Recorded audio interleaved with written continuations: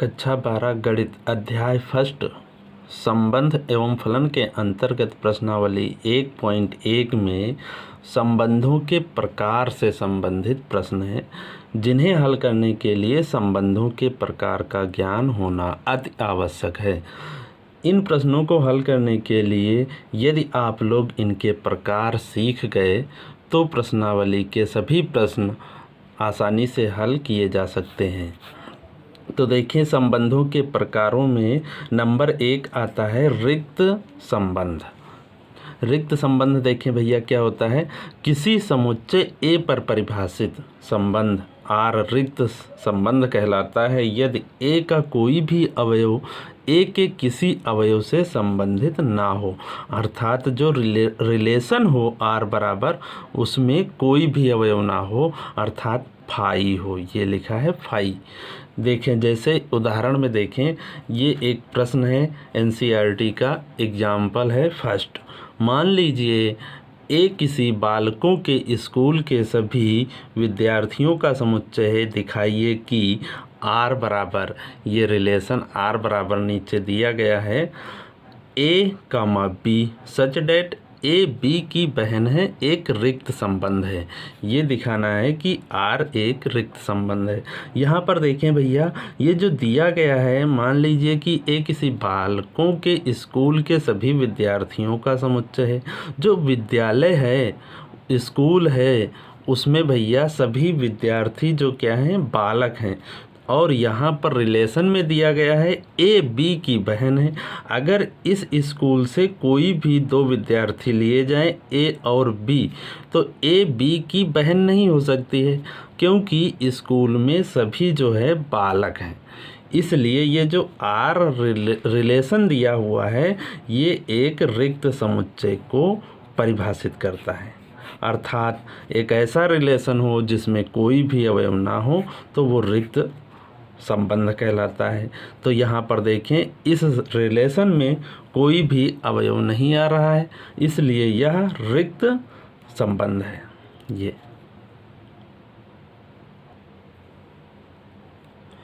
संबंधों के प्रकार में अगला संबंध आता है सार्वत्रिक संबंध, यूनिवर्सल रिलेशन। इसकी परिभाषा देखिए भैया, समुच्चय ए पर परिभाषित संबंध आर एक सार्वत्रिक संबंध कहलाता है यदि ए का प्रत्येक अवयव ए के सभी अवयवों से संबंधित हो, अर्थात ए में जितने भी अवयव हों वह प्रत्येक अवयव से परिभाषित हो, संबंधित हो, अर्थात आर बराबर ए क्रॉस ए। जैसे देखें, मान लीजिए ए किसी बालकों के स्कूल के सभी विद्यार्थियों का समुच्चय है। और देखें, यहाँ पर रिलेशन संबंध दिया है आर बराबर ए कामा बी सच डेट ए और बी का अंतर 3 मीटर से कम है। ये भैया ए किसी स्कूल के बालकों का समुच्चय है और यहाँ पर ए व बी दो बालक दिए हुए हैं और कहा गया है, ये संबंध दिया गया है ए और बी का अंतर 3 मीटर से कम हो। अब कोई भी छात्र दो ले लें, आप लोग अपने मित्रों में तुलना करें, यदि अपनी लंबाई अपने मित्र की लंबाई से घटाएं तो सदैव 3 मीटर से कम आएगी। इसलिए इस रिलेशन में, इस संबंध में सभी ए कामा बी जो है वो आ जाएंगे। ए और बी का अंतर 3 मीटर से सदैव कम होगा, इसलिए यह एक संबंध जो होगा सार्वत्रिक संबंध कहलाएगा।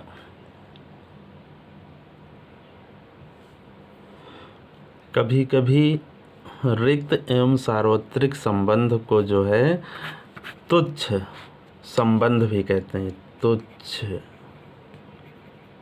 संबंध कहते हैं। ये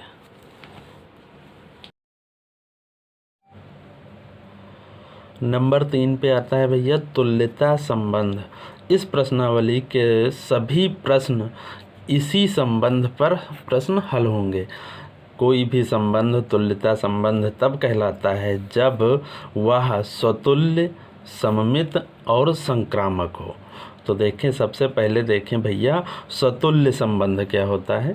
ये लिखी है परिभाषा भैया, स्वतुल्य अर्थात इसे रिफ्लेक्सिव भी कहते हैं। ये परिभाषा होगी इसकी, समुच्चय ए पर परिभाषित संबंध आर स्वतुल्य अर्थात रिफ्लेक्सिव संबंध कहलाता है यदि प्रत्येक ए बिलोंग्स टू कैपिटल ए के लिए ए कामा ए बिलोंग कर रहा हो आर में, यानी रिलेशन में।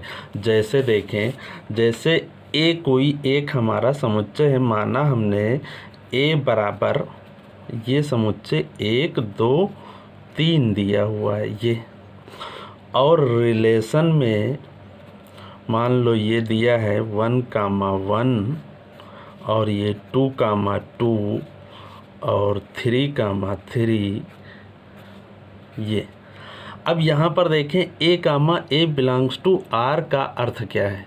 जितने भी अवयव यहाँ ए में हों, ए में देखो 1 2 3 अवयव हैं अगर, तो रिलेशन में ये लिखा हुआ है यहाँ पर प्रत्येक ए बिलोंग्स टू ए के लिए ए कामा ए बिलोंग्स टू आर हो, तब ये स्वतुल्य कहलाता है। तो यहाँ पर रिलेशन में देखें ए कामा ए का अर्थ है जितने भी ए में अवयव हैं, जैसे 1 है तो 1 कामा 1, यहाँ पर ए कामा ए है। ए का अर्थ मतलब है कि ए इस कैपिटल ए का कोई भी अवयव है, तो यहाँ पर 1 कामा 1 बिलोंग कर रहा हो रिलेशन में। तो अब इस रिलेशन में देखो 1 कामा 1 बिलोंग कर रहा है, और देखें ये 2 कामा 2 अगला अवयव 2 है तो 2 कामा 2 भी बिलोंग कर रहा है, 2 कामा 2 बिलोंग कर रहा है रिलेशन में। और अगला अवयव देखें 3 है तो 3 कामा 3 बिलोंग कर रहा है रिलेशन में, ऐसे। इसलिए ये जो रिलेशन है ये कहलाएगा हमारा स्वतुल्य संबंध कहलाएगा। यदि जैसे मान लो यहाँ पर ए या ए बराबर मान लो यहाँ पर होता 1 2 3 4 होता ये, तो यहाँ पर 1 2 3 से तो देखो 1 कामा 1 2 कामा 2 और 3 कामा 3 रिलेशन में है, और ये 4 जो अवयव है ये बच गया है, तो यहाँ पर 4 कामा 4 नहीं है, तो ये रिलेशन तब स्वतुल्य संबंध नहीं कहलाता। जितने भी यहाँ पर अवयव हों, ये लिखा है प्रत्येक ए बिलोंग्स टू ए के लिए, उतने सभी कर्मित युग्म यहाँ पर होने चाहिए।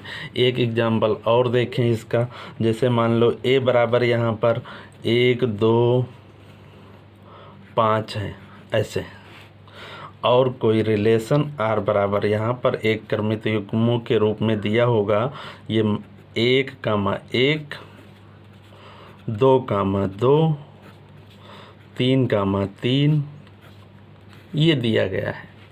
यहाँ पर देखें ये भैया स्वतुल्य है या नहीं, तो देखें ए में अपना अवयव 1 है पहले, तो 1 कामा 1 हम सबसे पहले देखेंगे रिलेशन में है या नहीं है तो लिख देंगे ऐसे।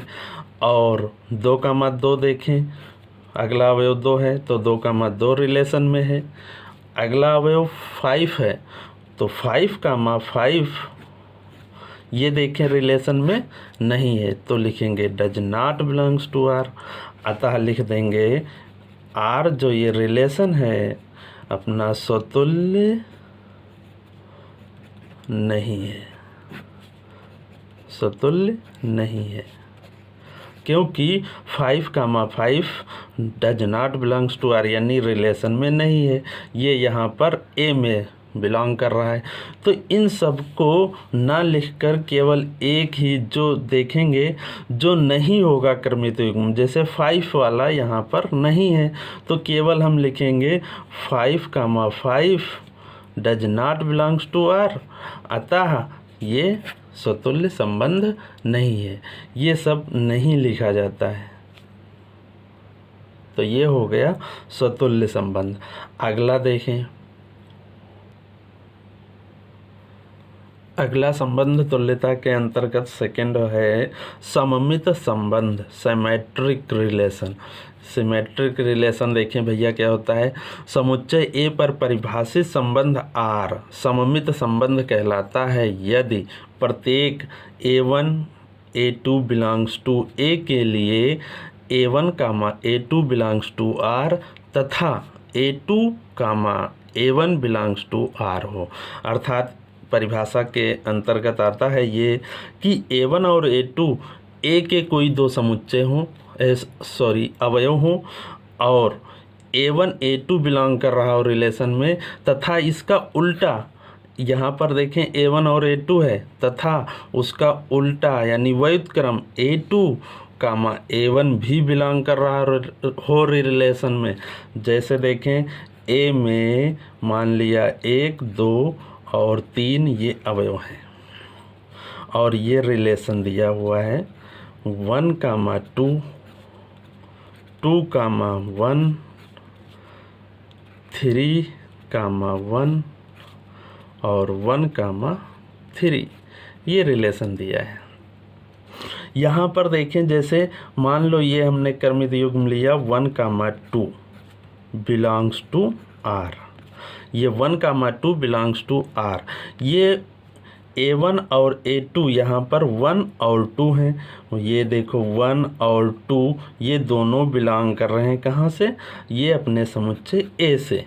इसके लिए 1, 2 रिलेशन में है। अब इसका उल्टा भी इसमें होना चाहिए तथा देखें 1, 2 है, इसका उल्टा क्या व्युत्क्रम क्या होगा 2, 1, 2, 1 भी बिलोंग कर रहा है रिलेशन में ये आर। और अगला देखें मान लो 3, 1, 3, 1 ये 3, 1 बिलोंग कर रहा है रिलेशन में। अब इसका उल्टा देखें 1, 3 भी होना चाहिए रिलेशन में तथा 1, 3 बिलोंग कर रहा है, देखो यहाँ पे है बिलोंग कर रहा है रिलेशन में।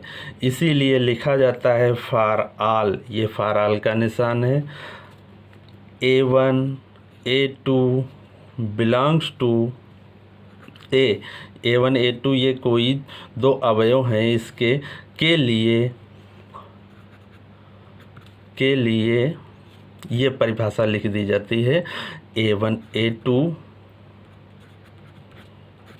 बिलोंग्स टू आर तथा इसका उल्टा A2 A1 belongs to R. इसलिए ये संबंध हमारा कहलाता है सममित संबंध। सममित संबंध।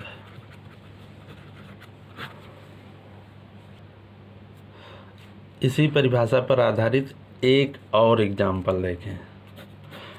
यहाँ पर देखो लिखा हुआ है A बराबर एक समुच्चय 1 2 3 और ये 4 दिया गया है और ये एक संबंध रिलेशन दिया गया है 1, 2, 2, 1, 3, 4, 4, 4। अब हमें इसे देखना है सममित है या नहीं है। तो देखें जैसे ये क्रमित युग्म 1, 2 रिलेशन में है तो लिखेंगे बिलोंग्स टू आर। अब इसका उल्टा देखें व्युत्क्रम यानी 2, 1 तो 2, 1 यहाँ पर देखें है तथा तो लिख देंगे यहाँ पर 2, 1 बिलोंग्स टू ये आर, ये भी बिलोंग कर रहा है। अगला कोई क्रमित युग्म देखते हैं जैसे मान लो 3, 4 ये देखें तो 3, 4 बिलोंग्स टू आर। अब इसका व्युत्क्रम भी होना चाहिए यहाँ पर तो देखें 3, 4 तो है यहाँ, अब 4, 3 होना चाहिए इसका व्युत्क्रम, तो इस रिलेशन में कहीं नहीं है, तभी यहाँ पर लिख देंगे 4, 3 does not belongs to R. इसलिए ये हमारा संबंध जो है सममित नहीं है, सममित नहीं है। अगर ये 3, 4 बिलोंग्स टू आर कर रहा था और 4, 3 भी होता इस रिलेशन में तो ये कहलाता हमारा सममित संबंध कहलाता। 4, 3 नहीं बिलोंग कर रहा है, इसमें नहीं है, इसलिए ये सममित नहीं है। तुल्यता के अंतर्गत लास्ट परिभाषा देखें है संक्रामक संबंध, ट्रांसिटिव रिलेशन। ये देखें भैया, समुच्चय ए पर परिभाषित संबंध आर संक्रामक संबंध कहलाता है यदि प्रत्येक A1 A2 A3 belongs to capital A के लिए A1 A2 belongs to are तथा A2 A3 belongs to are से ये बिलोंग कर रहे हो। इन दोनों की सहायता से A1 और A3 भी बिलोंग कर रहा हो रिलेशन में, तब ये कहलाता है संक्रामक संबंध। जैसे देखें, मान लिया ये समुच्चय ए दिया है 1 2 3 4 5, ये अवयव दिए हुए हैं समुच्चय ए में, और कोई एक रिलेशन दिया है, जैसे मान लेते हैं 1 2 2 3 1 3 1 1 2 और 2, ये दिया हुआ है। अब हमें इसे चेक करना है संक्रामक संबंध है या नहीं है। तो देखें यहाँ पर, जैसे मान लो ये हमने क्रमित युग्म लिया, ये देखो A1 A2 का मतलब कोई भी एक क्रमित युग्म 1 और ये 2 बिलोंग कर रहा है रिलेशन में। आगे देखें लिखा है तथा A2 A3, यही समझना है भैया। A2 A3 का मतलब है जो A1 A2 यहाँ पर है 1 और 2 हो गया। अब 2 से स्टार्ट होने वाला क्रमित युग्म होना चाहिए उसी में, तो 2 से ही लेंगे। ये 2,3 बिलोंग कर रहा है रिलेशन में।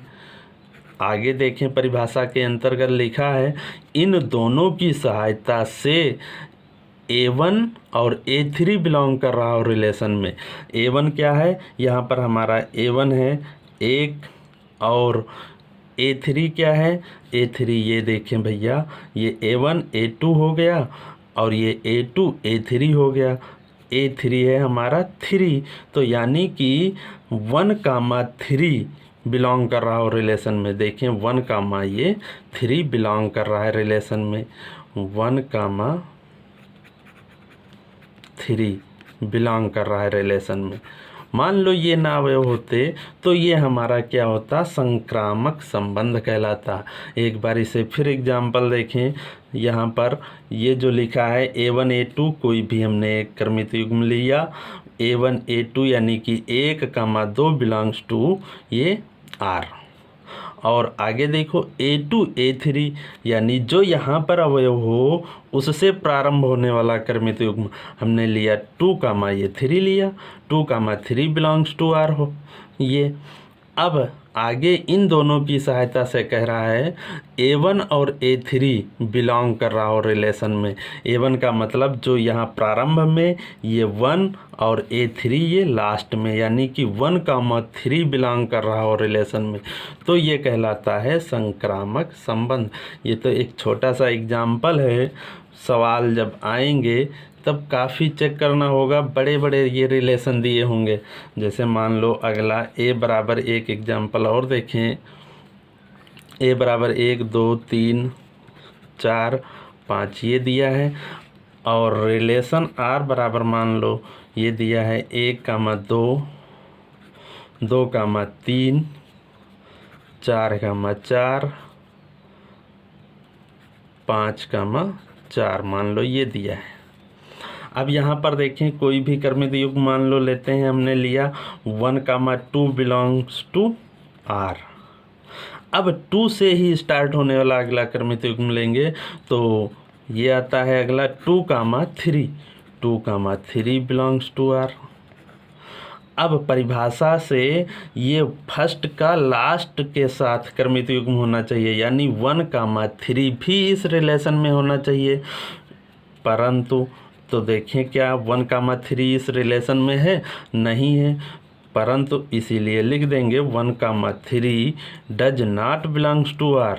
इसलिए ये जो रिलेशन है हमारा ये स्वतुल्य नहीं है, स्वतुल्य नहीं है। यदि 1,3 इस रिलेशन में होता तो स्वतुल्य कहलाता।